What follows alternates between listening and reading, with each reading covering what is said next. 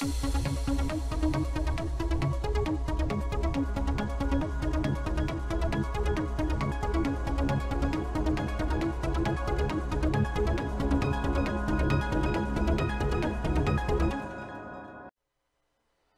so I'm TJPJ Music, and I'm going to be bringing you a tutorial on effects. So basically, effects are the things right here, in this space here. They can be applied to each mixer channel. And what they do is they change the sound after it comes out. They have each effect has its own effect on, like, basically changes the sound in a specific way. So I'm going to go over some of the basic effects, which would be the flanger, free filter, chorus, EQ, reverb, delay, wherever that is, right there, delay, and stereo enhancer. I'll probably also touch on stereo shaper. So, before we start, we need a quick little beat. So, we're going to use the default kick, clap, hat, and snare that comes in Fruity Loops. We're going to do a pretty simple 4x4 beat.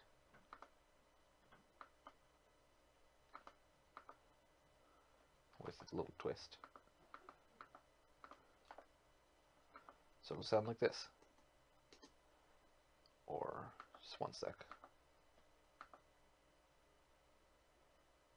I'm going to just not use the ASIO drivers.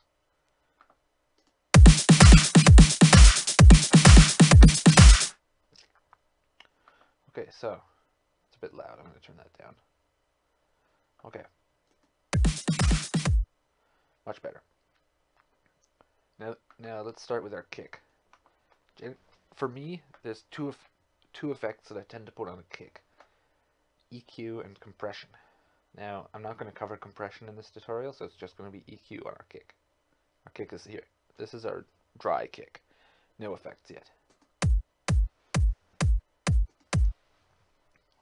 So, I'm just going to put our panoramic EQ on.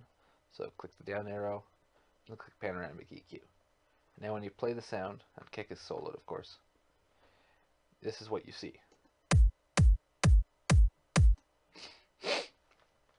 Now, a kick basically works, if we bring up the kick, starts at a high frequency and drops down to a low frequency. Now, the high frequency gives it definition, and the low frequency gives it oomph, so to speak. There's a little space in the middle that we don't want.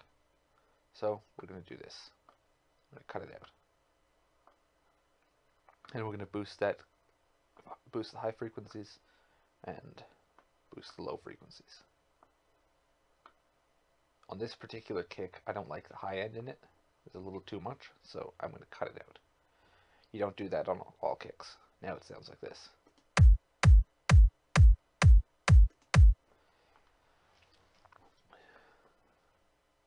Oh, didn't mean to do that. Reset it. There we go.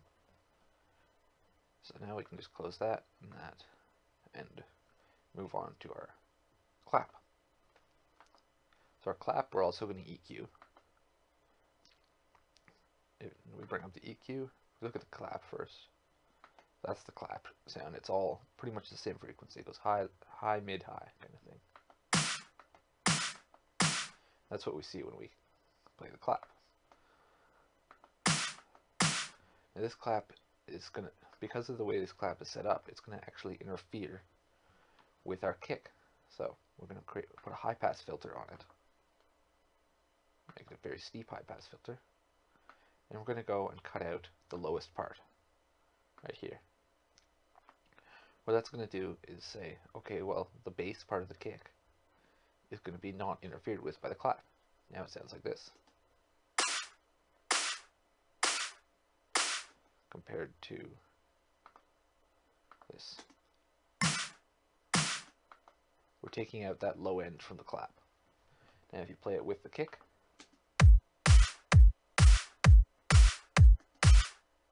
the clap no longer interferes with the bass from the kick. move on to the hi-hat.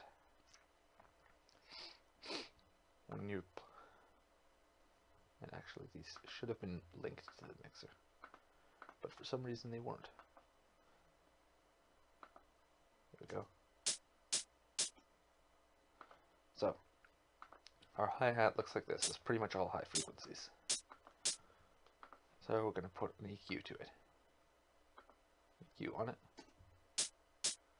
That's what it looks like. But if you look carefully, you can see that there is some stuff in the low end, and we do not want that.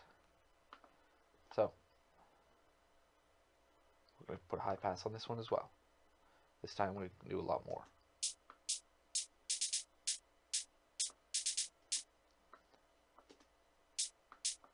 That should do it for me. Lastly, our snare drum. I really don't know how a snare should be EQ'd, but when I do EQ this snare, I tend to do it about like that. Sound. If we open up the snare here, sounds like this. And there's this spike right in the low end that I don't like. It's caused right about here. I prefer hearing only the high end part, or more of the high end. So now if we listen to the entire beat,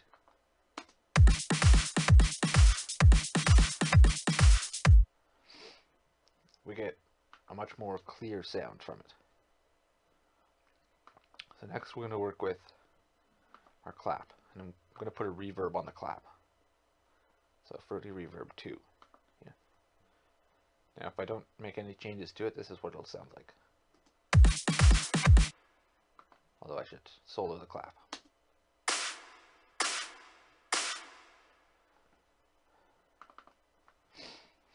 You can, however, make changes to it. You can make it bigger or smaller. You can make it more diffuse by dragging sideways, or less like more diffuse or less diffuse. More diffuse. You can also control these with these dials. You can add a delay to it, or a lot of delay.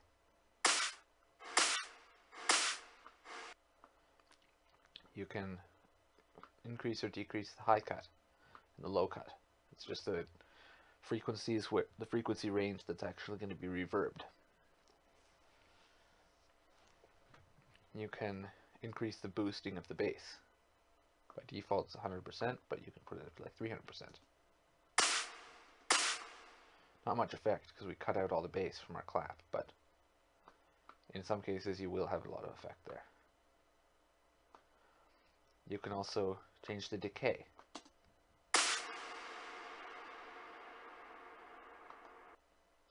Or decrease it. And the dampening.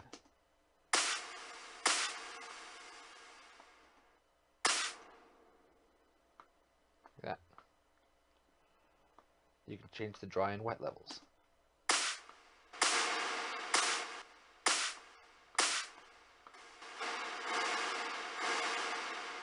That kind of thing. So for this particular case, I'm going to just put a little bit of decay and fairly small decay, like that. This should be 100%. There we go. So it'll sound like this. Next, we're going to move on to our hi-hat.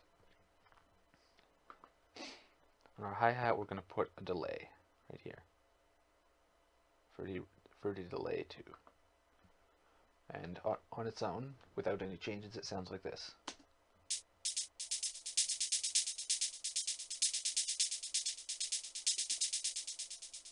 What it's doing is, if we play just a single hit from the hi-hat, it's taking the sound that comes in, delaying a bit, or playing the original sound, but also taking a bit, delaying it, and playing it again on top. Sorry about to sneeze. And I don't seem to be sneezing. Okay. Well, so single click sounds like this. However, we can make changes. We can change the overall volume of the repeated notes. Or we can boost it. I'm going to put it about here. We can change the type of delay from normal to inverted to ping pong. Now, if you're not wearing stereo headphones, and I'm not talking about like speakers or something around you, but stereo headphones, you're not going to really notice any difference at all from that. You'll notice it most if you're using stereo headphones. It'll the normal delay right here will create the effect of it will be the exact same thing repeated. The inverted delay will actually make it sound like all the repeats are coming from slightly behind you.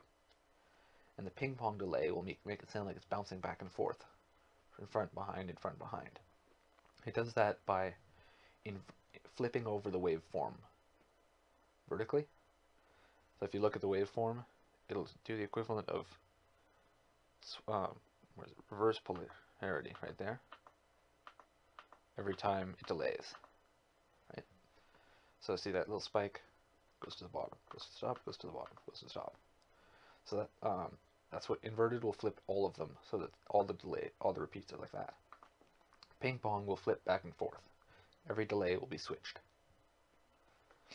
So now you can change the volume of each feedback right here. The feedback is each thing that comes after. Like the volume here controls the volume of each repeat relative to the last repeat. Increasing it makes the repeats go on longer. Decreasing makes them go on not as long. So just one repeat. And virtually unlimited repeats. I'm going to set it to about here. The cutoff frequency is a frequency that if the sound is above it, it's going to cut it off either wholly or partially. I'm not sure, really. I don't use that much. But it's good if you don't want it to interfere with the next, like if you don't want it to interfere with something, you can change the cutoff frequency. So like, that was a bit too much. But you can hear a little bit of difference. Now time. This first time dial gives you control over how far apart each repeat is. The default is 3 steps. So 1, 2, 3 right here. You can set it to anywhere from 16 steps to 0.01 steps. It's changing the distance between repeats. The offset is going to offset one of the left or right by a slight amount. So if we turn it up there, it sounds like this. If we turn it up all the way, you can hear that through this, each one happens slightly differently. And the dry volume is just how much of the original sound gets through. So if you bring it all the way down, you don't hear any of it. You just hear the repeats. If you bring it all the way up, you can hear it. I want to reset that. Next, we're going to go on to our snare drum. And in our snare drum, we're going to do the, what is it? Stereo enhancer right here. Now the stereo enhancer does pretty much the same thing as that offset dial we were seeing, but with more control. So you can change how much it separates right here.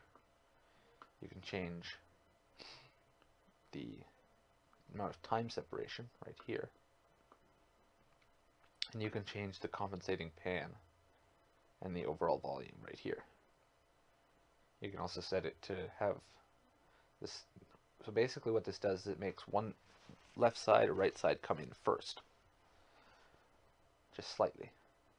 And you can tell it whether you want it to come in before or after kind of thing. And you can also tell it if you want to invert one side right here. So for instance, let's turn this up a bit and turn this over here a bit. Now if you play the snare after soloing it, play the snare, the sound starts to sound like it's coming from one side and going to the other, so just slightly. If we turn it up all the way, the best way to see effect, turn it up all the way, this is what it ends up like. So we're going to just keep it very near the center, and not a lot, right there. And you don't really notice it that much until it actually starts being integrated into a song. And you can compensate for the feeling like it's all coming from one side with a pan, like that.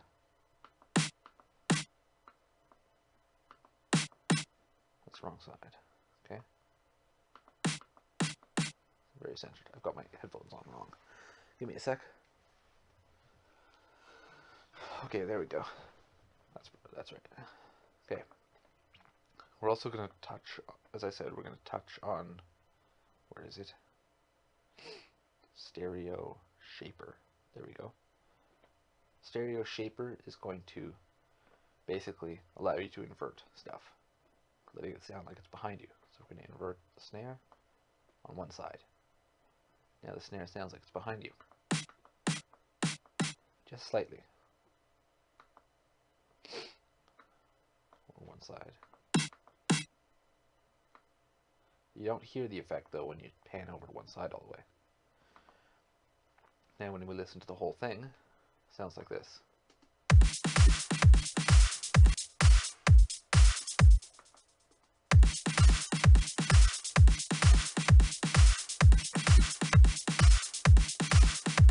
Now the snare is a bit hard, so we're going to bring it down.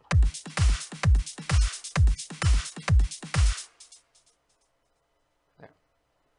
Now we're going to add a little melody track so we can do the chorus and flanger. So we're just going to use 3 times OSC, and we'll add 3 times OSC right here. Yep. And we're going to put it. I'm going to turn on repeat because I'm not really interested in making a whole pattern. I'm not going to making a whole song here. I'm just going to do a piano roll.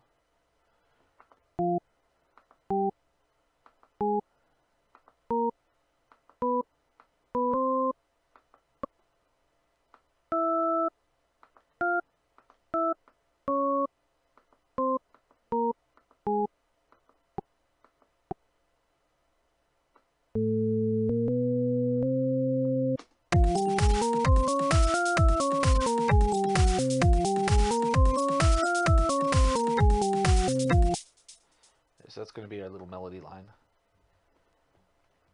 And we're going to link that to this channel, the track. And we're going to put a chorus on it. I have no idea why I have 2 choruses. Anyway, so there's all the controls for the chorus. There's a lot of them. But if we listen to it now, just the default, it sounds remarkably different. The depth pretty much controls how much you're going to be creating that effect. So if we turn the depth up, depth down,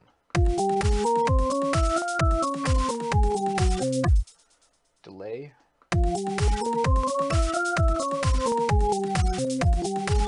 not much effect. I think delay is to do with how long before it starts, like the difference in time between the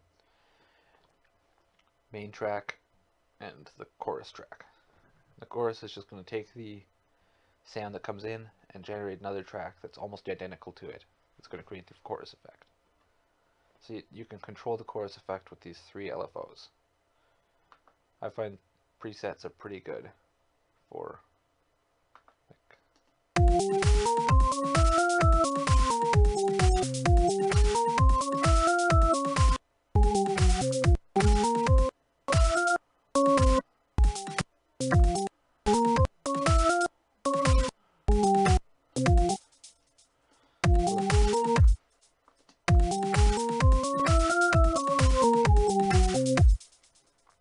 presets tend to be pretty good then you can work off presets.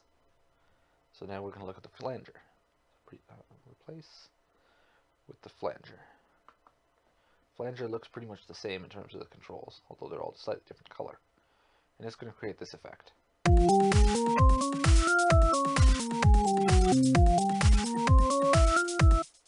It does that by creating a second identical, almost identical track right along the side that is going to be at a slightly different frequency.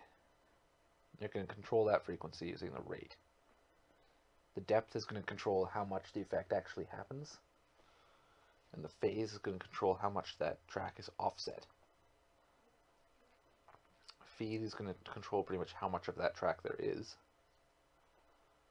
and invert feedback is going to, the feedback is that second track, so you can invert it the same way that we inverted, like the same way that just vertically invert the waveform. The dry is how much of the original sound gets through, and the wet is how much of the affected sound gets through. And the cross, I'm really not sure.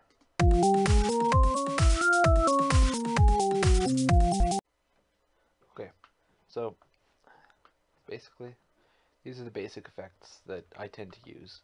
There are others, such as compression, that I'm not really going to go into now, because compression is a whole tutorial in itself. And the free filter is one I do use a lot. I'll go into that quickly. So the free filter is basically a filter that can be either a low pass filter, which means it's going to only let frequencies below the set frequency here through. It can be a band pass filter, which means it's only going to let frequencies around this one go through. It can be a high pass filter, which means it's only going to let frequencies above this go through. It can be a notch filter, which means it's not going to let frequencies around this go through. It can be a low shelf, which means that frequencies above this, or below this, will have a different level than frequencies above it. It can be a peaking, which means that frequencies around this will be louder. And it can be a high shelf, which means that frequencies around this, or above this, will have a different volume, generally higher. Then you've got Q, which is basically emphasis of this frequency right here. So when the sound goes through, it's emphasized based on this amount.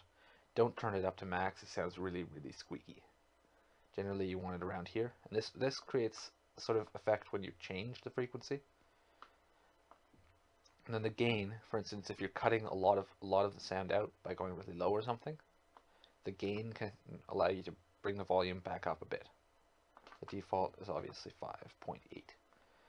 So, just to give you an idea of what this sounds like. And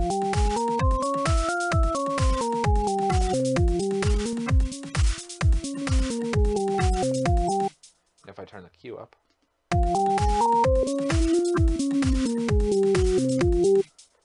I actually use this filter with the Q set really, really low to fade in and out tracks. So I'll start really low and bring it up like this, and it creates an interesting effect when you fade in the track.